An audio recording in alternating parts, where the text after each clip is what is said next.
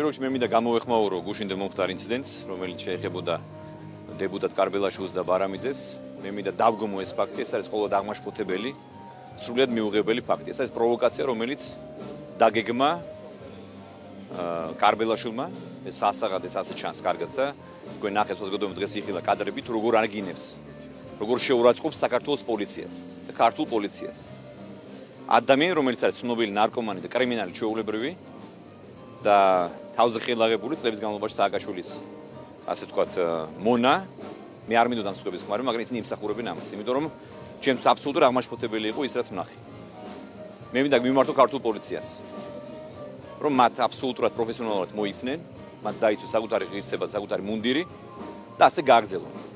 რომ არც ერთი ადამიანი არ დარჩება დაუსჯელი, ვინც კანონს დაარღვევს. იქნება ეს კარბელაშვილი, იქნება ეს ჩვენი დეპუტატი თუ იქნება ეს მინისტრი თუ სხვა. ნებისმიერი მოქალაქე. ვინც ქართულ პოლიციის წინააღმდეგ რაიმე ქმედებას განახორციელებს, ის იქნება რა თქმა უნდა კანონის შესაბამისად გაცრად დასჯილი. ეს არის ჩემი პოზიცია და ამას მე მკიცედ დავიცავ. ამიტომ მე ყველას მოუწოდებ პირველ რიგში ამ პროვოკატორებს, რომლებიც ცდილობენ რომ ქართული პოლიციის სახელი შებრალონ, რომ მათი ეს მცდელობა დასრულდება კრახით. იმიტომ რომ ისინი დაისჯებიან სამაგალითოდ.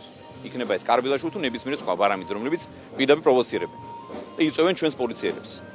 მე მინდა მადლობა გადაუხადო ჩვენს პოლიციას, ასეთი ღირსეული და პროფესიონალური მოქცევისთვის და მე მინდა კიდევ ერთხელ აღვნიშნო, რომ ყველა ასეთი ფაქტი იქნება ბოლომდე გამოძიებული და ყველა კანონდარღვევი იქნება დასჯილი. აი ეს არის ჩემი პოზიცია. მე დარწმუნებული ვარ, რომ ეს ადამიანი იყო ნარკოტიკული ზემოქმედების ქვეშ. სხვა შემთხვევაში, რა თქმა უნდა, ეს ბოდოებს და ასეთ სისრულელებს არ მოიგონება. დიდი მადლობა.